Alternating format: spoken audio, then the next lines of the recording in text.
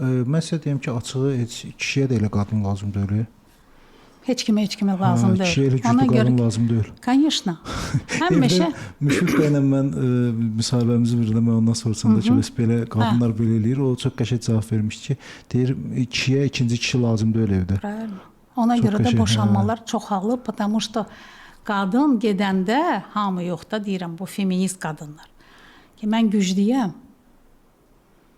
Sən gücünü kiminlə bölüşəcəksən? Sən ringə getmirsən ora. Bu ucu partnyorluqdur. Başlayır. Ola bilər ki, o zərifliyini göstərə bilmir də o qadınlar, hə? Yox da axı. Nədən göstərsin?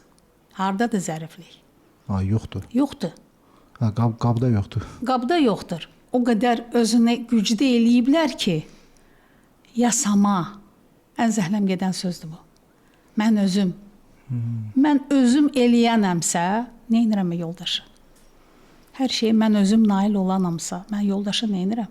Mən kişini nə edirəm? Güclünü nə edirəm yanımda?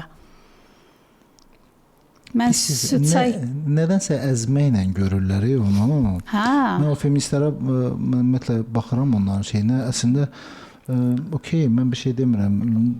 İstəyirlər, eləyirlər öz işləri də, amma faktiki olaraq görürəm ki, tipa özlərini elə aparırlar ki, tipa bunları əzirlər.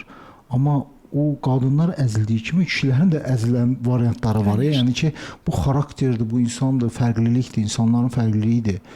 Sən kimdən görübsən, nə görübsən ki, belə reaksiya verirsən ona? Kişilər daha çox əzilir.